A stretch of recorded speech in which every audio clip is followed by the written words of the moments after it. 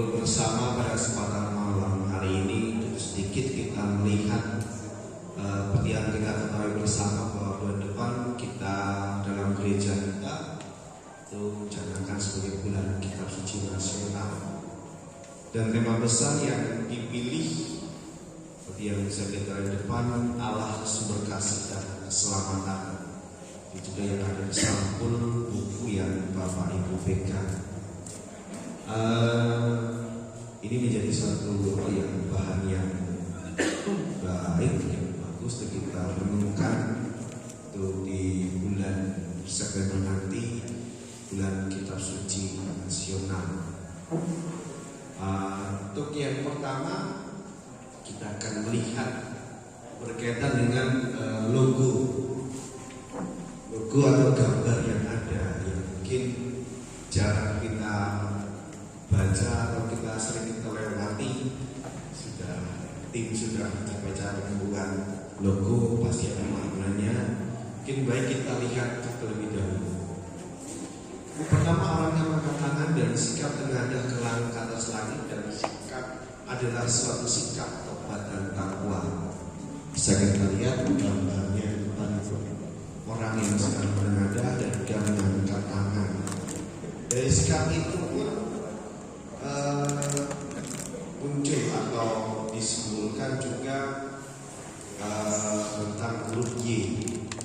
Huruf Y ini maksudnya adalah Nabi Yoel dan juga Nabi Yunus yang akan kita renungkan selama bulan Kitab Suci Nasional dalam 4 kali pertemuan yang nanti diadakan di lingkungan Prodiakon mau mengadakan tersendiri, itu juga bisa diadakan oleh kelompok Prodiakon tersendiri untuk merenungkan bersama dalam kelompok Prodiakon.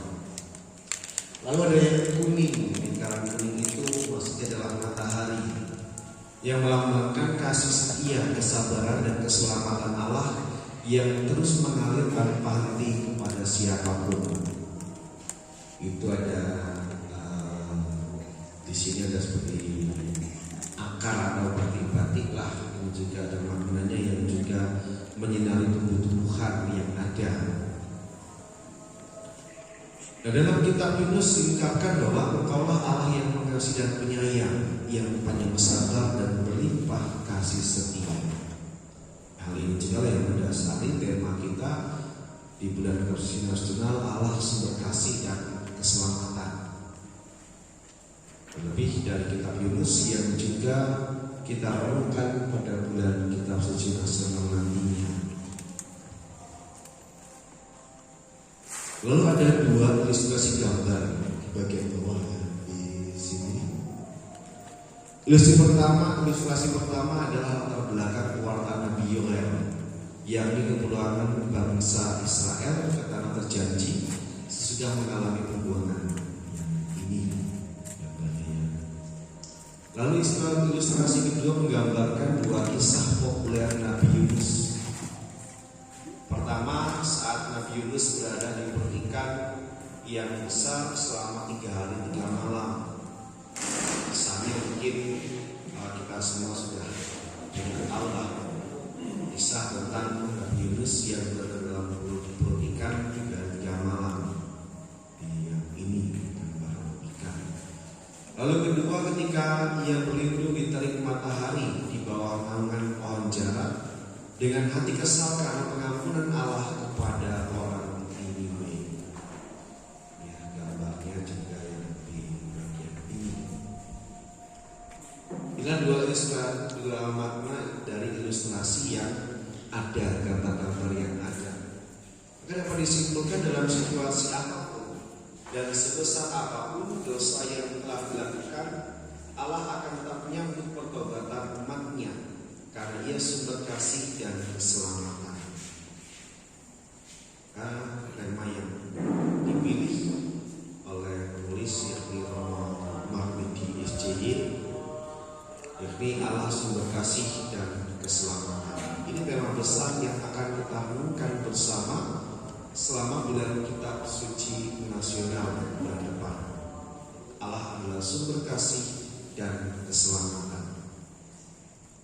Ini di bagian pertama kita melihat arti atau makna dari gambar yang ada. Di tempat Bapak Ibu gambarnya hitam putih ya. Nanti bisa dicari di internet lah, kalau di lingkungan mau mencetak sendiri, di situ pun ada, bisa dicari bersama. Yang berikutnya latar belakang dari penulisan tema atau dari permohonan kita, situasi hidup dan pertanyaan orang beriman, pemulihan dari krisis akibat pandemi. Nah, yang latar belakangi dari tema bulan Duta Ujian Nasional ialah pasca pandemi COVID-19, di mana 2-3 tahun yang lalu kita berjuang bersama melewati masa-masa sulit, masa di mana kita harus banyak menekan diri. Awal-awal kita dilarang untuk keluar, lalu mulai perlahan-lahan kita diizinkan keluar dari rumah. Yang awalnya tidak diizinkan untuk beraktivitas di luar, bekerja dan sebagainya, lambat laun sampai saat ini pun pelan-pelan kita mulai kembali beraktivitas seperti sedia kala.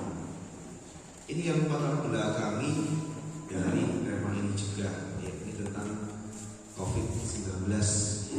Bukan hanya kita dibatasi, tapi dengan dibatasi itu pun pastilah ada dampak-dampak yang kita alami, entah secara pribadi, entah dalam keluarga, atau dalam kehidupan kelompok-kelompok, ataupun lebih juga dalam kehidupan gereja kita. Kita harus ikuti perayaan Ekaristi secara live streaming, tidak bisa langsung hadir dalam gereja dan lain sebagainya.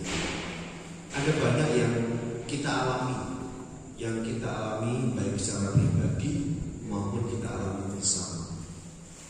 Lalu Akademi Kepausan mengeluarkan dokumen gerejawi yang berjudul Humana Komunitas di Masa Pandemi, yang berisi refleksi-refleksi yang tidak tepat waktunya tentang akhiran kembali kehidupan.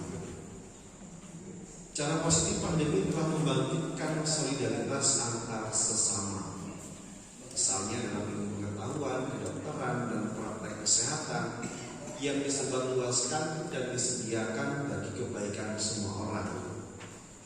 Bahkan dalam positifnya juga kita diajar untuk bisa memperhatikan sesama, terlebih orang-orang terdekat kita, di mana mereka yang membutuhkan pertolongan, membutuhkan bantuan diri kita, di situ kita hadir untuk membantu mereka.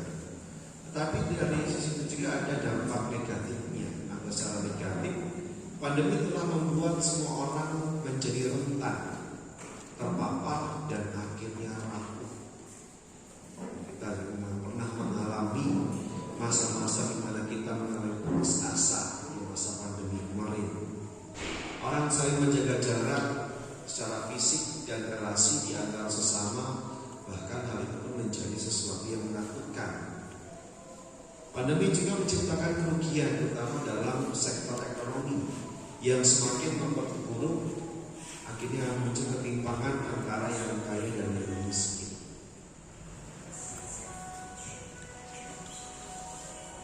Dokumen Humana Komunitas mengajak kita untuk melihat secara positif bahwa kerapuhan dan kerentanan justru membawa kita ke dalam visi baru ke depan tentang etos kehidupan yang menuntut keberanian untuk bertobat. Kebaikan bersama itu tidak bisa diperoleh tanpa pertobatan.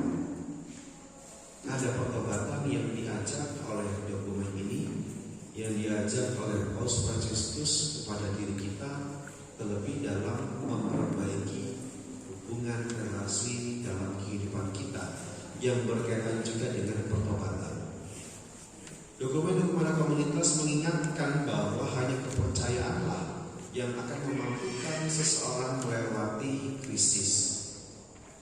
Maka dengan iman seseorang memiliki pengharapan dan impian baru, meski di saat yang sama ia merangkak untuk memulihkan kehidupan dalam bayang-bayang peristiwa kepedihan di masa lalu.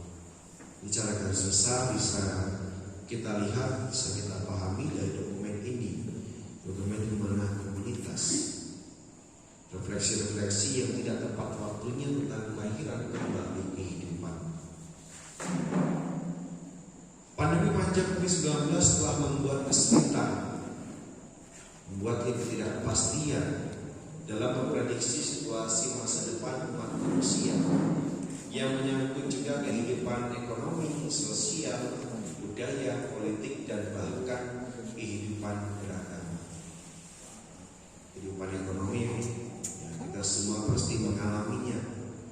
Kehidupan sosial juga pasti, budaya, politik, dan terlebih dalam kehidupan agama, kehidupan gereja kita juga mengalaminya. Maka dengan beberapa ulasan media online maupun cetak pada tahun 2023 adalah tahun yang mengkhawatirkan karena dampak pandemi yang masih terasa. Di saat ini pun dampaknya masih dirasakan bersama. Maka menjadi pertanyaannya, apa yang akan terjadi dengan hidup, keluarga, komunitas, pekerjaan, dan bangsa kita jika tidak ada pertobatan, tidak ada kebangkitan dari dalam diri kita. Bahkan sebelum dan sudah terbitkannya dokumen Humana Komunitas, Paus Fransiskus juga menerbitkan 2 ensiklik, yakni Laudato Si pada tahun 2015 dan juga Fratelli Tutti pada tahun 2020. Kedua ensiklik ini melihat secara kritis situasi kemajuan yang diperoleh umat manusia. Evaluasi kritis tersebut menguraikan beberapa masalah nyata dalam Humana Komunitas yang disebut dengan kerapuhan yang nampaknya masih aktual dengan keadaan kita saat ini. Entah itu dampak yang positif, entah itu dampak yang negatif, mungkin masih kita rasakan dari COVID-19 ini. Mungkin masih kita merasa nyaman dengan, karena masih banyak misa-misa online, mungkin masih nyaman dengan itu. Kita tidak mau kembali ke kehidupan kita yang sebelumnya dengan hadir langsung dalam gereja, misalnya demikian. Ada kerapuhan yang tentu harus kita perbaiki secara bersama. Ada pertobatan. Ada 2. Yang pertama yang tentang ensiklik Laudato Si. Dari 2 ensiklik tadi, Laudato Si dan juga Fratelli Tutti.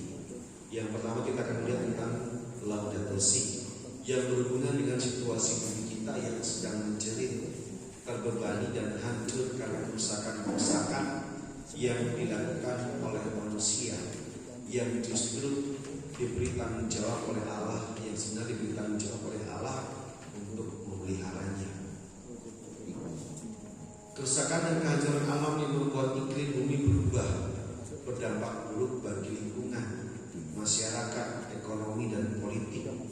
Akibatnya adalah orang-orang miskin yang hidupnya sangat tergantung pada alam seperti pertanian, perikanan, dan perhutanan jadi sangat menderita. Dalam beberapa minggu atau beberapa bulan inilah yang juga dirasakan oleh para petani, di mana situasinya sudah jarang hujan, bahkan mereka harus mengandalkan air yang mereka simpan di ladang-ladang mereka. Situasi panas yang saat ini juga kita rasakan secara bersama. Bahkan kalau kita membaca atau mendengar dalam berita seperti misalnya Jakarta, tingkat polusi udaranya juga semakin lama semakin meningkat, yang pastinya juga berpengaruh pada yang lain-lainnya. Sementara itu diskusi politik dan ekonomi yang dilakukan orang-orang atau kelompok tertentu secara faktual terjadi hanya di pusat-pusat kekuasaan yang berada jauh dari orang miskin. Diskusi itu lalu disebarkan oleh media seolah-olah menjadi pembicaraan umum. Di satu sisi kelompok orang pertama hidup dan berpikir dalam tingkat kenyamanan dan kemajuan. Di lain sisi kelompok kedua menanggung beban akibat dari hal-hal yang memberi keuntungan bagi kelompok pertama. Ketika mencoba untuk kembali beraktivitas secara normal setelah pandemi, ada yang berubah dalam gaya hidup kebanyakan orang. Salah satunya adalah penggunaan media komunikasi. Selama pandemi, media ini sangat membantu dalam melakukan berbagai kepentingan, pekerjaan dan aktivitas. Ketika perjumpaan dan pertemuan fisik kembali normal, hal tersebut masih tetap melekat dalam kebiasaan hidup. Nah, sekarang masih banyak yang melakukan pertemuan-pertemuan secara Zoom, secara online. Bahkan seperti yang saya katakan tadi, dalam gereja kita pun masih banyak gereja yang sampai saat ini masih melakukan siaran-siaran secara streaming, yang masih melekat dalam penggunaan media komunikasi. Bahkan Laudato Si juga sudah memperingatkan bahwa dinamika media massa dan dunia digital, nomor 47 dikatakan, dapat menghalangi orang untuk belajar hidup dengan bijaksana, berpikir secara mendalam, mencintai dengan murah hati. Kadang-kadang juga menghalangi kita untuk kontak langsung dengan kesusahan, kecemasan dan sukacita orang lain dan kompleksitas pengalaman pribadi. Melihat kemajuan zaman yang semakin lama semakin berkembang, media komunikasi, media sosial pun semakin lama semakin berkembang juga, dan makin banyak yang meminati media-media komunikasi tersebut. Masih melekat dalam kehidupan kita. Ini dari dokumen Laudato Si berkaitan dengan media komunikasi, dan juga tadi di awal bagaimana pemeliharaan alam lingkungan yang seharusnya menjadi tanggung jawab diri kita dalam kehidupan kita bersama. Lalu yang kedua ialah ensiklik Fratelli Tutti yang berbicara tentang masalah-masalah yang berhubungan dengan persaudaraan dan persahabatan. Sulit untuk menaruh cinta kasih yang melampaui batas-batas geografis, sosial, budaya, ekonomi dan politik. Persaudaraan sejati sedang mengalami krisis. Krisis dan kesulitan tersebut menurut Paus Fransiskus dapat dipicu oleh beberapa hal yang juga dituangkan dalam ensiklik ini. Jadi perbedaan berbagai ideologi. Pertama, perbedaan berbagai ideologi dalam sebuah negara dapat menciptakan fanatisme sektarian dan menghilangkan rasa sosial serta mengancam persatuan. Lalu kepentingan ekonomi sering memanfaatkan konflik-konflik lokal untuk memaksakan budaya dan produk tunggal. Ketika politik berhadapan dengan kekuatan ekonomi, ia akan rapuh dan rentan digunakan untuk menguasai dan tidak mampu menjadi sarana untuk mensejahterakan masyarakat. Lalu di nomor 14, sebuah bangsa yang meninggalkan tradisi budayanya, entah karena meniru mengganti dengan budaya lain atau membiarkan hilang, ia akan menghilang identitas spiritual dan konsistensi moral. Ke depan kita, depan kita ialah tahun cinta budaya, di mana kita mencintai budaya-budaya kita, melestarikan bahkan mewariskan. Kekayaan telah meningkat, tetapi tanpa keseimbangan, dan yang terjadi adalah munculnya bentuk-bentuk baru kemiskinan. Inilah yang menjadi pokok-pokok pembahasan lebih dalam ensiklik Fratelli Tutti. Hal tersebut menggambarkan kerampuhan manusiawi yang membuat orang untuk sulit menjalin persaudaraan dan persahabatan, sehingga keluarga manusia semakin memudar. Pertanyaannya, jika demikian, apa yang terjadi dengan hidup keluarga, komunitas, kerjaan, dan bangsa kita? Tadi dalam dokumen pertama Laudato Si kita melestarikan alam lingkungan kita udah mulai memudar, lalu bagaimana kita mulai terpengaruh dengan media-media komunikasi yang ada sekarang, bahkan bisa dikatakan yang dekat menjadi jauh, yang jauh bisa menjadi dekat. Relasi kita dengan sesama bagaimana? Lalu juga dalam dokumen Fratelli Tutti yang juga mengajak kita untuk merefleksikan, merenungkan bagaimana persahabatan kita, kecintaan kita dalam keluarga, dalam komunitas, dalam pekerjaan kita. Apakah masih kita mau membangun persatuan atau malah kita memecah belah persatuan? Lalu berikutnya adalah bagian tentang pertanyaan umat beriman. Pada hakikatnya menjadi pengikut Kristus adalah menjadi orang yang dipanggil untuk mewartakan firman dan hidupnya. Katakan dalam Injil Markus 12:17, mari ikutlah aku dan kamu akan menjadikan penjala manusia, yang juga menjadi moto dari uskup kita. Karena itu orang Katolik tidak bisa berpangku tangan menunggu keajaiban bahwa dunia kita akan berubah sendiri menjadi lebih baik. Ia mesti terlibat dalam berusaha memperbaiki dunia, bukan malah lari menghindar mencari aman. Menjadi tanggung jawab dari kehidupan kita. Dalam situasi masyarakat yang sedang bangkit memulihkan diri dari keterpurukan, sementara kerapuhan manusiawi masih menggerogoti keluarga manusia dalam berbagai aspek kehidupan, berannikah mengikut Kristus? Beranikah diri kita diutus menjadi pewarta kasih Tuhan? Dengan tadi merenungkan dua dokumen yang telah kita lihat bersama, Laudato Si dan juga Fratelli Tutti, yang berkaitan erat dengan kehidupan kita. Dapatkah manusia, dapatkah diri kita menaruh kepercayaan kepada Tuhan sebagai sumber keselamatan? Lalu bagaimana dengan pemulihan? Seperti apa yang ingin Tuhan lakukan untuk umatnya yang terluka? Lalu siapakah Allah yang kepadanya umat menggantungkan harapannya? Ini bisa kita juga bagi bacaan pada hari ini, bagaimana pertanyaan Yesus kepada para murid, menurutmu siapakah aku ini? Siapakah Tuhan juga bagi diri kita? Lalu dalam bulan Liturgi Nasional itu kita diajak berdasarkan latar belakang yang tadi telah kita lihat bersama dari dokumen Humana Komunitas, lalu Laudato Si dan juga Fratelli Tutti. Kita diajak mendalami tema tentang Allah sebagai sumber kasih dan keselamatan. Dan tema ini terinspirasi oleh dua kitab nabi-nabi kecil, yakni Yunus dan Yoel, yang tadi dalam logo, dalam lambang yang kita lihat di awal dilambangkan dengan Y, orang yang sedang menengadah ke atas sambil tangannya terbuka.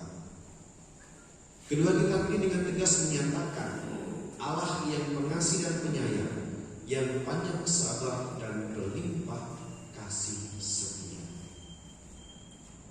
Tema akan didalami dalam 4 subtema dengan berpangkal dari teks-teks pilihan dari kitab Yunus dan juga kitab Yoel. Jadi dalam 1 bulan dari 2 nabi-nabi inilah kita akan belajar bersama. Kita akan merefleksikan bersama, baik yang berkaitan dengan diri sendiri maupun dalam komunitas, dalam keluarga. Kitab Yunus menceritakan seorang nabi yang bernama Yunus. Menurut 2 Raja-Raja bab 14 ayat 25, Yunus adalah putra Amittai yang sekiranya hidup di abad ke-8 sebelum Masehi saat kerajaan Asyur mendominasi wilayah Timur Tengah.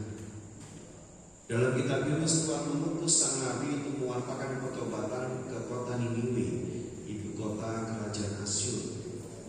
Dan pada masa itu orang-orang Asyur memusuhi bangsa Israel, bangsa dari Yunus sendiri. Niniwe digambarkan digambarkan sebagai kota yang penduduknya melakukan kejahatan. Ini juga yang mendasari dari yang belakangi dari gambar yang ilustrasi yang di depan tadi, Yunus yang sedang duduk termenung di bawah pohon jara. Tuhan yang penuh belas kasih, yang mau memberikan pengampunan, pertobatan kepada orang-orang Yahudi yang terkenal jahat. Kitab Yunus lebih banyak bercerita tentang sang nabi daripada pesan yang dibawa olehnya. Bercerita tentang Yunus sendiri daripada pesan yang dibawa oleh Nabi Yunus. Ada dua hal yang perlu diperhatikan dalam membaca kitab Yunus. Kini selama 1 bulan kita membaca secara pribadi kitab Yunus dari bab 1 sampai selesai, lalu Yoel dari bab 1 sampai selesai, bisa kita lihat secara pribadi.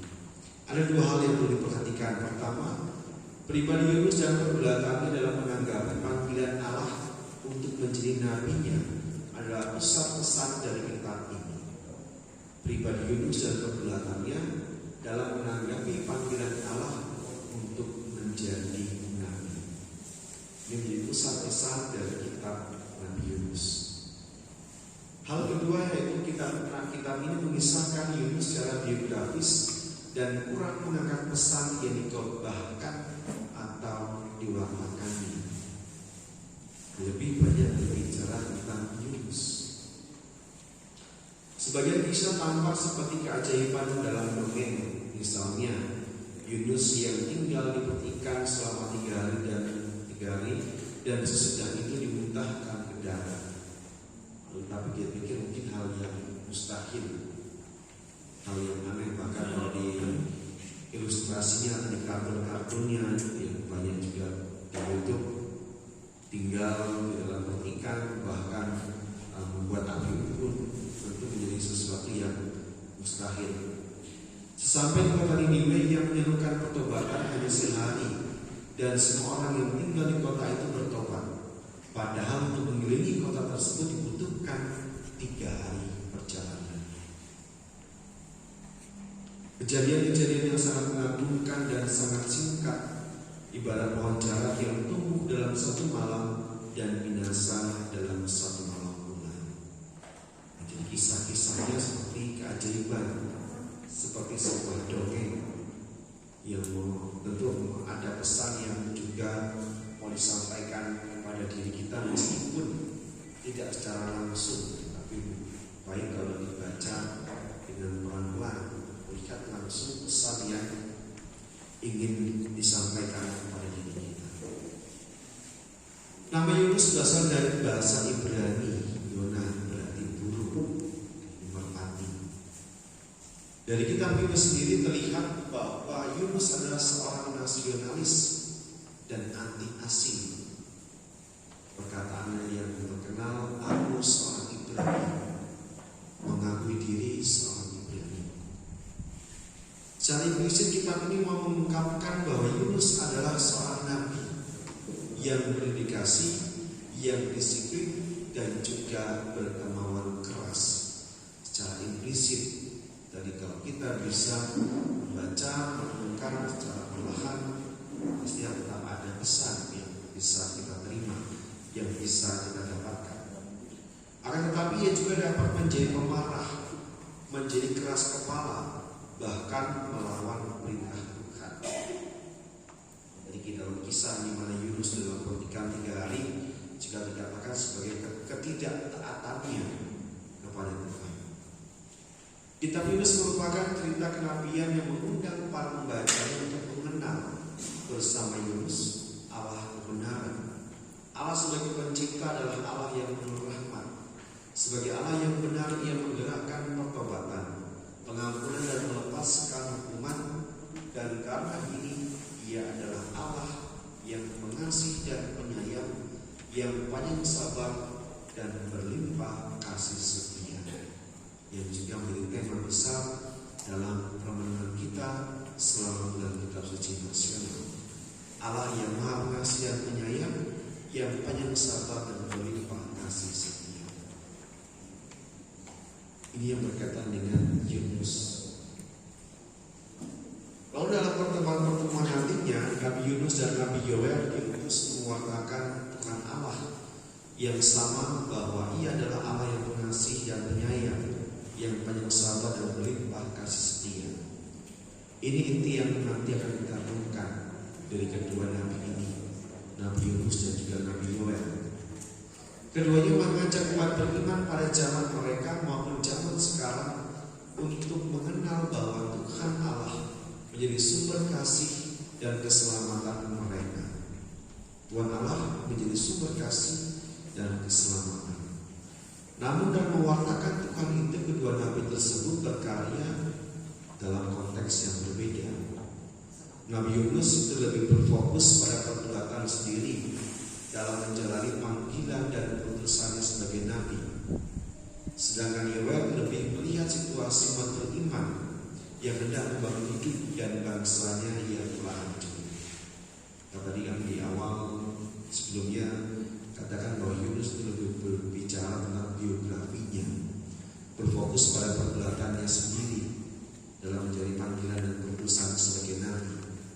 Sedangkan Yoel itu melihat situasi umat beriman yang hendak membangun hidup dan bangsanya yang telah hancur. Ini yang akan kita bahas dalam pertemuan-pertemuan selama 4 kali pertemuan.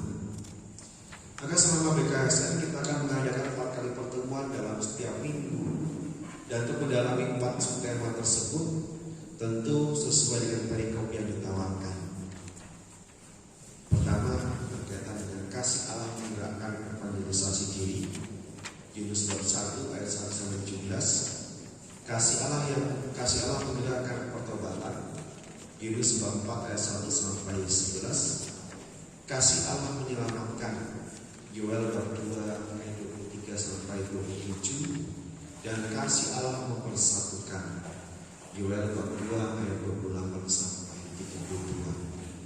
Inilah subtema yang akan kita renungkan bersama, yang semuanya berbicara tentang kasih Allah yang menggerakkan evangelisasi, menggerakkan pertobatan, kasih Allah menyelamatkan, kasih Allah mempersatukan.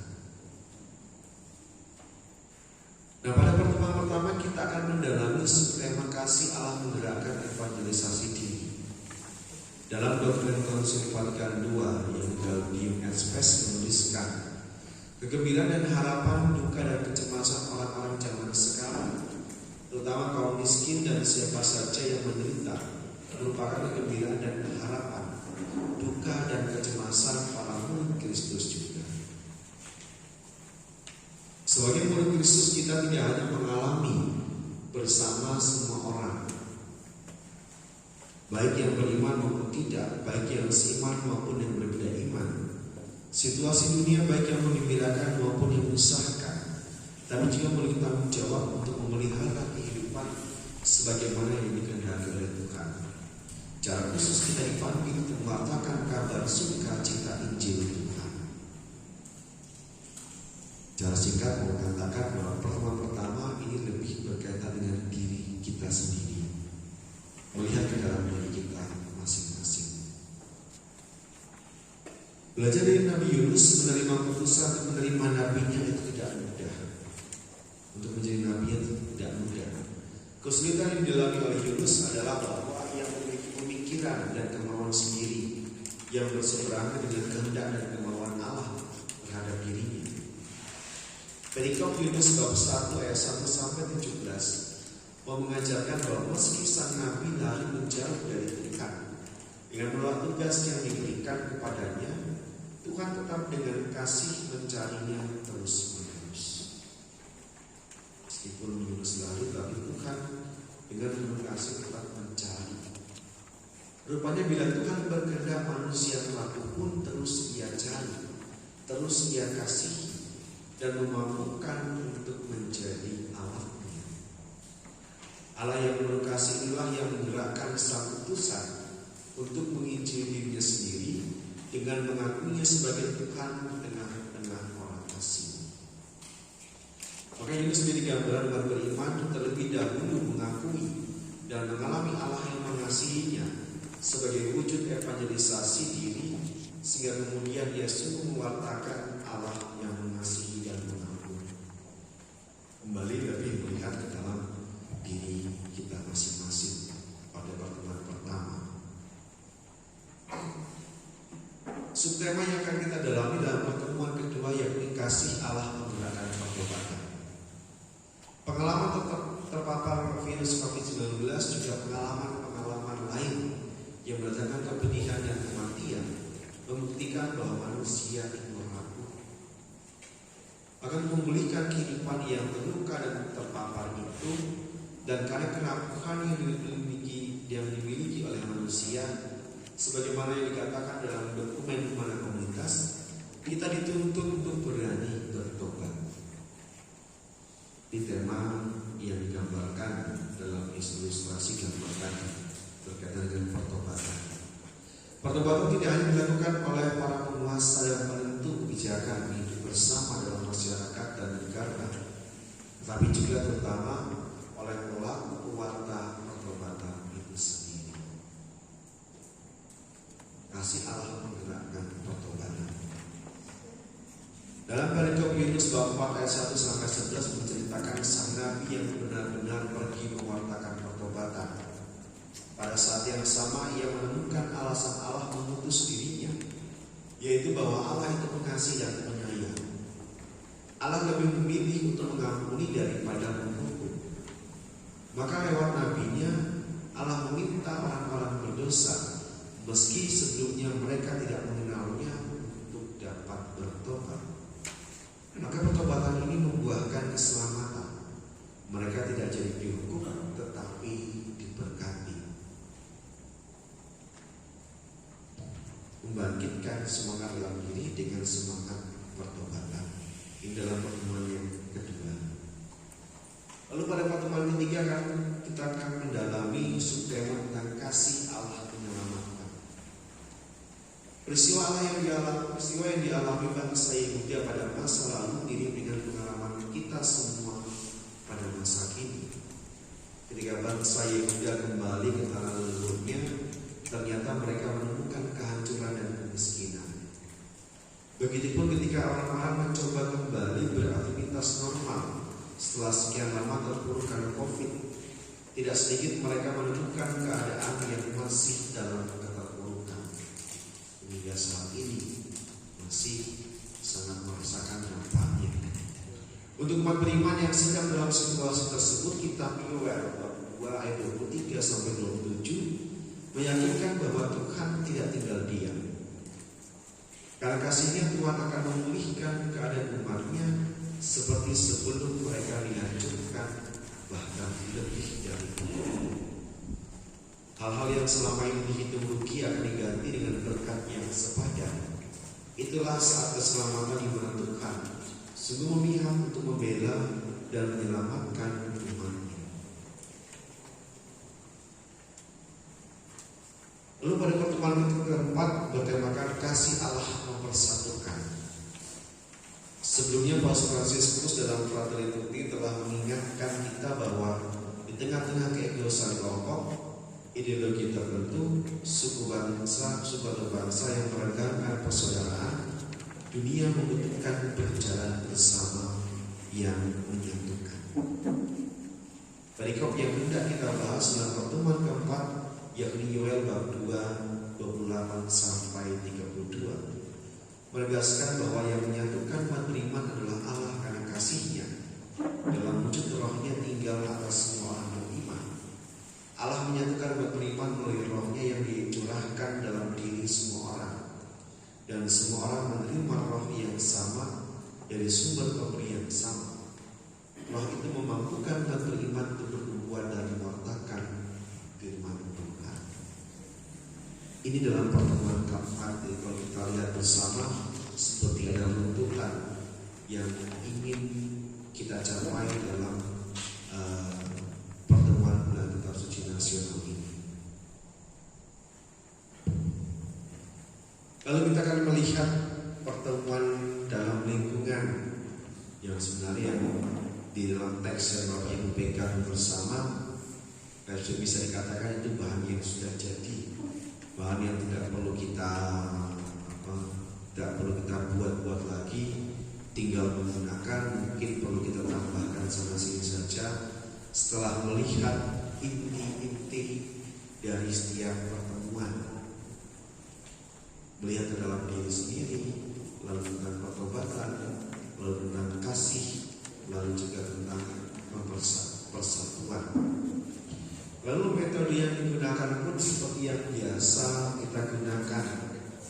Ada tanda salib pada pengantar, ada doa pembuka yang tinggal kita baca, tinggal kita pakai, lalu membaca teks kitab suci. Ini mungkin yang perlu menjadi perhatian, misalnya mewajibkan semua peserta atau umat lingkungan untuk membawa kitab suci. Walaupun di HP kita masing-masing mungkin ada, mungkin baik juga kalau kita membawa kitab suci. Lalu ada pendalaman teks dari kitab suci, lalu ada sharing. Sharing ini pun kembali diharapkan tidak menjadi bahan diskusi. Sharing ini diharapkan bisa memperkaya, bisa juga membuat diri kita akhirnya mengenal orang lain, mengenal warga lingkungan kita. Oh, rupanya dia pribadinya seperti ini, tipe orangnya seperti ini. Maka sharing jangan sampai menjadi bahan diskusi, karena seringkali sharing banyak yang mengatakan malas bersharing karena seringkali menjadi bahan diskusi, bahan pembicaraan yang seharusnya kita bisa membuka diri untuk menerima, tapi malah jadikan bahan diskusi. Lalu kalau baik juga kalau ada aksi nyata yang bisa dilakukan baik secara pribadi maupun secara bersama. Ada aksi nyata yang bisa dilakukan. Lalu doa permohonan memang tidak disampaikan, tidak dituliskan. Ini juga bisa dikatakan sebagai spontanitas kita untuk menyampaikan doa-doa permohonan. Mungkin sesuai kebutuhan pribadi, kebutuhan keluarga, kebutuhan di lingkungan, kebutuhan gereja. Ini yang bisa disampaikan. Yang terakhir ada doa untuk inilah urutan yang dipakai. Jadi pengantar sudah ada yang dibaca, ada doa pembuka, baca teks kitab suci pun bisa bervariasi. Misalnya dibaca bersama pertama, atau satu orang pertama membaca, lalu nanti bisa hening sejenak, lalu dibaca lagi tapi dibagi dua, yang ayat ganjil bagian yang pria, ayat genap bagian yang wanita, atau sebaliknya. Diharapkan membaca teks kitab suci kalau bisa yang tidak hanya sekali, bisa diulang beberapa kali, bisa 3 kali. Pertama ada yang membaca satu orang, lalu bergantian, lalu dibaca lagi secara pribadi, supaya kita lebih bisa mendalami teks kitab suci. Pendalaman teks pun ya sudah ada pendalamannya, tinggal bisa kita tinggal membaca saja. Sharing pun ada panduan yang bisa kita gunakan ataupun bisa kita kembangkan ya dari sharing itu. Maka pada pertemuan pertama di buku yang Bapak Ibu pegang bersama, seperti yang tadi sudah saya sampaikan, temanya yakni kasih Allah menggunakan evangelisasi diri.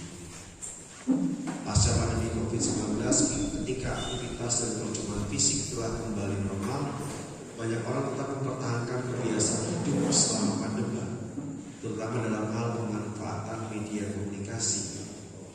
Kita mengalami apa yang menjadi kekhawatiran Paus Fransiskus dalam Laudato Si, bagaimana dunia digital kadang-kadang justru menghalangi kita untuk kontak langsung dengan kesusahan, kecemasan dan sukacita orang lain dalam kompleksitas pengalaman pribadi.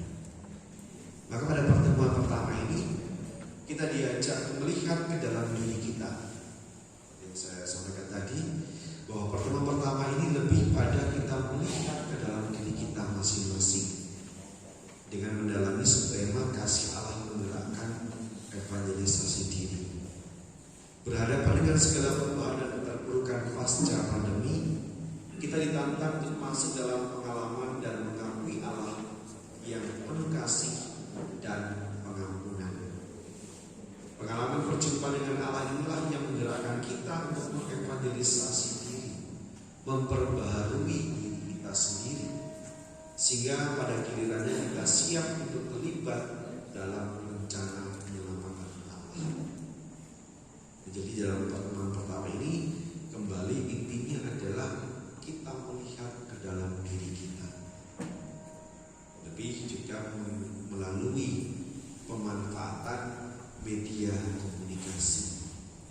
Akan media komunikasi itu sungguh membantu kita untuk terlibat sebagai seorang pewarta atau malah memperjauh, membuat jarak yang cukup jauh antara diri kita dengan sesama, bahkan bukan hanya dengan tetangga, tapi dengan keluarga kita pun apakah bisa mempererat atau malah memperjauh jarak dalam keluarga.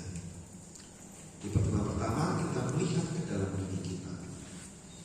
Lalu pada pertemuan kedua, kasih Allah menggerakkan pertobatan, pengalaman selama masa pandemi dan berbagai pengalaman hidup yang menyebabkan kesedihan, ketakutan, kecemasan, bahkan kematian menjadi bukti betapa rapuhnya manusia. Kerapuhan ini melahirkan dunia yang semakin rentan terhadap krisis, budarnya persaudaraan, fanatisme ideologi dan kepentingan kelompok yang menyebabkan manusia terpecah. Kerapuhan hidup manusia hanya dapat dipulihkan jika manusia berani mengambil pilihan untuk bertobat. Maka dalam pertemuan kedua kita akan mendalami subtema kasih Allah menggerakkan pertobatan, di mana pertobatan mengajak kita untuk menyadari kasih Allah yang amat dalam dan luas, yang tidak hanya ditujukan untuk sekelompok orang, melainkan untuk semua orang, terutama yang mengalami kerapuhan hidup asalkan mereka bertobat. Diperburuk ya. Tadi pertama kita melihat dalam diri kita, lalu setelah kita melihat dalam diri kita diajak membangun pertobatan lebih lagi dalam diri kita sendiri. Ini dalam pertemuan kedua membangun sikap tobat. Kerapuhan hidup manusia hanya dapat dipulihkan jika manusia berani mengambil pilihan untuk bertobat. Masih meluruskan tentang evangelisasi diri, adanya kebaruan, perubahan yang dalam diri dengan bertobat. Yang ketiga, kasih Allah menyelamatkan, ini dari Yoel. Setelah melewati masa-masa yang penuh tantangan, saat ini masyarakat dunia sedang berupaya untuk bangkit dari keterpurukan, kepedihan dan krisis akibat pandemi COVID-19. Banyak yang berhasil bangkit, tetapi tidak sedikit di antara mereka yang kemudian berhadapan dengan kenyataan pahit, bahkan kehilangan harapan hidup. Maka dalam pertemuan ketiga kita akan mendalami subtema kasih Allah menyelamatkan. Kita diajar senantiasa bersyukur atas rahmat kehidupan yang telah dicurahkan oleh Allah hingga saat ini. Betapapun beratnya tantangan hidup kita, Allah sendiri berjanji melalui Nabi Yoel bahwa Ia tidak akan tinggal diam. Sebaliknya Ia akan memberikan apa yang dibutuhkan umatnya dan memulihkan hidup kita. Merasakan kasih Allah yang menyelamatkan dan keselamatan itu kita wujudkan dalam hidup kita. Bisa kita refleksikan, bisa kita renungkan nantinya dalam masa-masa pandemi kemarin. Bagaimana kepedulian diri kita terhadap sesama, apakah sungguh telah dibangun atau malah semakin cuek, semakin tidak peduli. Ini yang bisa kita renungkan pada pertemuan ketiga, kasih Allah yang menyelamatkan. Setelah kita membangun pertobatan, kita diajak untuk mampu memberikan karya keselamatan dalam kehidupan kita, menjadi pewarna, menjadi saksi hidup dalam kehidupan kita masing-masing. Inilah yang akan kita renungkan pada tema yang ketiga, pertemuan yang ketiga, kasih Allah yang menyelamatkan. Lalu pada pertemuan keempat, kita akan melihat kasih Allah yang mempersatukan. Saat ini kita hidup di dunia yang sedang mengalami berbagai krisis lingkungan, kelaparan, kekerasan, dan sebagainya. Akibat dari perbedaan ideologi yang menandai situasi global dewasa ini, perpecahan bahkan mengancam persaudaraan manusia. Jadi kalau dikaitkan dengan politik, sedikit saja persoalan pastilah akhirnya muncul perpecahan di sana sini. Maka Paus Fransiskus melalui ensiklik Fratelli Tutti menyerukan pentingnya mengembangkan budaya persaudaraan dan melihatnya sebagai peluang untuk memulihkan keadaan dunia yang terancam perpecahan ini. Maka dalam pertemuan keempat ini kita akan mendalami subtema kasih Allah mempersatukan. Persaudaraan menjadi tanda komunitas beriman yang hidup dalam kasih. Ketika hidup dalam kasih sebagai satu saudara, saat itulah Allah hadir menemani dan meluputkan kita dari bahaya. Inilah yang akan kita renungkan bersama dalam pertemuan keempat, pertemuan terakhir berkaitan dengan persatuan, kasih Allah yang mempersatukan. Jadi ada urutan, bisa kita lihat secara bersama. Setelah kita melihat ke dalam diri kita, lalu kita diajak memilih pilihan yakni pertobatan. Lalu kita diajak setelah membangun pertobatan dalam diri kita diajak keluar untuk memberikan karya keselamatan, dan dari karya keselamatan itulah kita diajak juga untuk bisa mewujudkan persatuan dalam hidup kita. Jadi inilah runtutan yang akan kita renungkan bersama selama bulan Kitab Suci Nasional.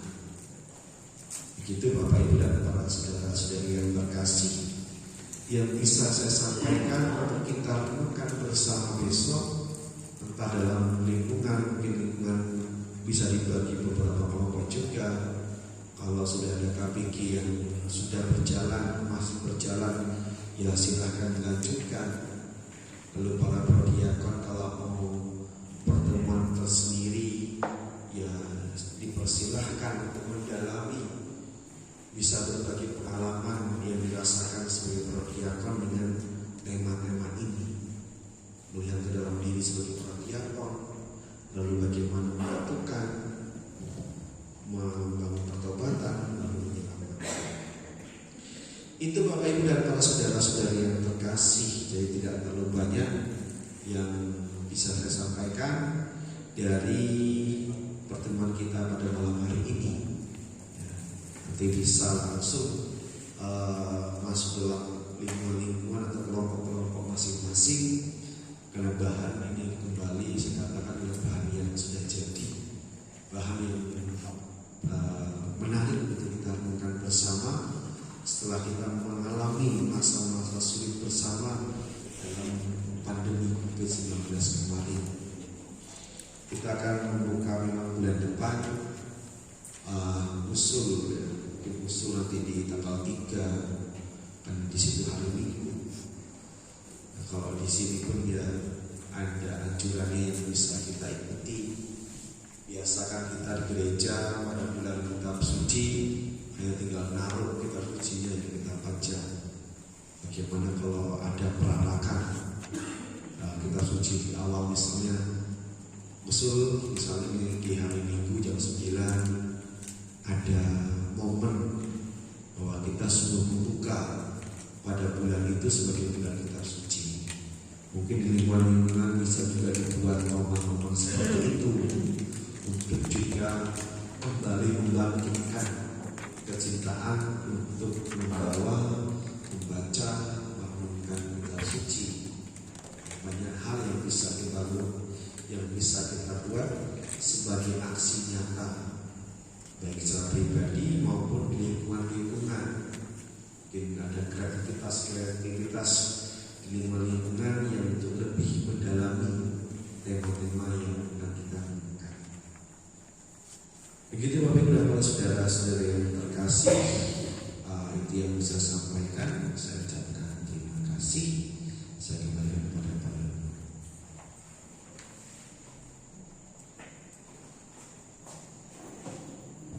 Terima kasih Romo atas paparan untuk bahan bulan kitab suci nasional. Sebelum ada informasi lain, apakah ada sesuatu yang mau ditanyakan? Kami persilakan. Silakan. Terima kasih Romo Radit atas penjelasannya. Terima kasih Mas Yono memberi waktu pada saya. Selamat malam Bapak Ibu semua. Terima kasih. Saya ingin menyampaikan dulu penjelasan Romo Radit tadi, menurut saya sangat jelas dan rinci. Kemudian ini baru ada dalam pikiran saya untuk pertemuan yang keempat ini kan membangun persatuan.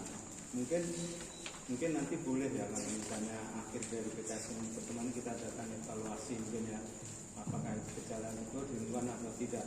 Saya punya ide begini, untuk yang pertemuan keempat ini, apa mungkin kira-kira ini tidak hanya antara kita umat Katolik misalnya kita juga melibatkan masyarakat RT kita, misalnya membangun persatuan itu dengan anak-anak sesama RT, lingkungan RT, misalnya dalam bentuk membuat taman bacaan begitu, yang intinya itu mempersatukan tidak hanya di kalangan kita. Itu hanya pemikiran saya. Kalau kira-kira nanti pada waktu evaluasi kita sampaikan bahwa kita memang benar-benar melibatkan anak-anak di lingkungan RT kita. Demikian. Terima kasih. Mungkin tanggapan dari Romo. Terima kasih Romo. Baik, hal yang baiklah bisa dikembangkan, ya, bisa kita keluar, tidak harus ke dalam, tapi evaluasi tadi yang disampaikan sangat baik, bisa kita coba untuk evaluasi. Mungkin ada tidak hanya di bulan suci, mungkin di pertemuan Advent, APP dan sebagainya, bisa kita evaluasi bersama bagaimana perjalanan kita dalam menemukan di bulan-bulan itu. Ya, terima kasih. Oke, terima kasih Pak Wid. Apakah masih ada yang lain mau menambahkan, mau bertanya? Baik, kalau tidak ada, Bapak Ibu, untuk buku yang diberikan itu apakah hanya fotokopi pertemuan dewasa atau ada anak-anak, ada remajanya? Nanti akan kami share. Ini memang aslinya seperti ini. Ini isinya ada dewasa, ada remaja, dan ada anak-anak. Nanti kami share aja dalam bentuk PDF di grup lingkungan. Dan satu lagi itu ada ibadat harian. Ya, harian itu juga ada. Nanti kami share saja di grup lingkungan. Ya, nanti Bapak Ibu bisa minta kepada ketua lingkungan masing-masing. Jadi nanti selengkapnya apa yang dipaparkan oleh Romo tadi lengkap. Nanti sebenarnya tadi Romo sudah menyampaikan download atau mencari sendiri juga ada. Ya, tetapi kalau sudah jadi dalam bentuk PDF juga ada. Ya, intinya sama. Memang soal teknis nanti bagaimana penyampaian metode dalam lingkungan itu ya menuntut kita untuk kreatif, menuntut kita untuk membuat suasana menjadi tidak monoton lah kira-kira begitu, karena selalu di dalam pembahasan kitab suci biasanya ya kurang menarik, itu saja. Tetapi ada satu info yang saya akan bocorkan sedikit yang juga mungkin juga sudah Bapak ketahui, bahwa bulan kitab suci nanti akan, tadi sudah disampaikan pembukaannya, kami nanti akan siapkan dibuat panitia asli beda, dan penutupannya sekaligus kegiatan secara agak lumayan besar. Artinya di Prakarsai ada 3 paroki, itu ada Kedaton, Teluk, dan juga Katedral. Itu nanti akan dilaksanakan di Wehalim, namanya Pasar Malam Kitab Suci. Ini ide dari Bapak Uskup. Nanti akan ada banyak permainan seperti pasar malam lah Bapak Ibu. Pasar malam yang banyak permainan seperti itu. Dan salah satu bahan yang dari sini nanti juga akan menjadi bagian beberapa permainan di sana. Dan permainan itu seru karena dari anak-anak sampai orang tua ada semua, ada hadiahnya semua. Ya, artinya 3 paroki ini sudah menyiapkan hadiah. Dan ini memang khusus intensi untuk 3 paroki, tetapi pesertanya bisa melibatkan nanti beberapa yang di luar paroki 3 tersebut. Rencananya tadinya mau diadakan di Pakuman, kemudian digeser karena sepertinya agak lebih kondusif kalau dilaksanakan di Wehalim. Ya, ini sudah kita bentuk panitianya, sudah kita rancang permainannya, tinggal persiapan nanti misa penutupan ditutup oleh Bapak Uskup, dan waktu penutupan justru menjadi misa pembukaan bulan Maria. Jadi waktunya itu akhir bulan September. Akhir bulan itu pas penutupan. Jadi pasar malam Kitab Suci itu 2 hari, artinya 1 malam 2 hari begitu, Sabtu dan Minggu. Jadi inilah mungkin, dan Kedaton menjadi tuan rumah dalam hal ini, maka ya untuk kita semua bisa memulai menggerakkan lingkungan yang ada, karena itu juga nanti materi-materi ini juga yang menjadi bahan dalam permainan, dan memang akan dibuat seru lah kira-kira begitu. Permainan seperti melempar apa itu namanya, kayak permainan pasar malam itu ya. Ada ular tangga juga gitu ya. Ada 10 jenis permainan lah yang jelas, yang itu bisa diikuti oleh dari anak-anak sampai orang dewasa sampai bapak ibunya. Itu rencananya untuk kegiatan bulan Kitab Suci. Jadi jangan khawatir nanti akan ada permainan, tetapi boleh juga di dalam lingkungan itu dibuat lebih hidup dengan berbagai macam permainan, itu juga bisa dan boleh. Itu kira-kira biar tidak membosankan. Oke, sementara begitu ada yang mau ditanyakan, disampaikan, ditambahkan, silakan. Cukup? Monggo silakan Pak. Kaitan dengan pasar malam itu pasar itu dari paroki atau stasi aja yang mengadakan, atau setiap lingkungan boleh ada yang mau jual di apa? Iya. Kepanitiaan sudah menyiapkan semuanya. Jadi kita hanya datang sebagai peserta. Karena ini yang mengadakan ya panitianya, nasihatnya Bapak Uskup sendiri dan beberapa panitia di sana, Ustaz, dan juga ini melibatkan 3 paroki tadi. Jadi kita hanya sebagai peserta.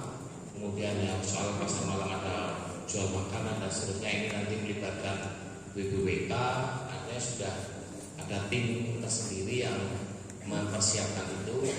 Permainannya juga oleh para suster yang kami juga terlibat di sana.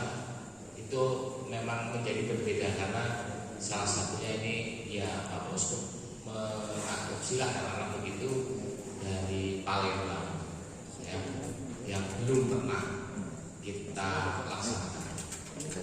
Judulnya maka lucu, aneh, tapi ya itu memang mengadopsi dari pasar malam itu, pasar malam kitab suci.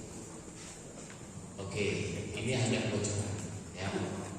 Artinya belum disampaikan karena sekali lagi hanya untuk kembali memotivasi juga kita nanti untuk bahan-bahannya, materinya itu dari bahan PKSN ini. Begitu, Pak? Oke, terima kasih. Cukup ya? Oke, terima kasih Bapak Ibu, terima kasih Romo yang pada kesempatan ini dengan sempat bagus, makin cepat makin bagus.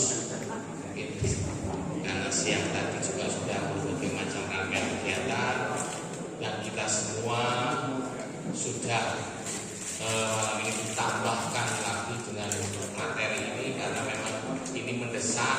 Minggu depan sudah mulai bulan kitab suci, ya, untuk kita siapkan.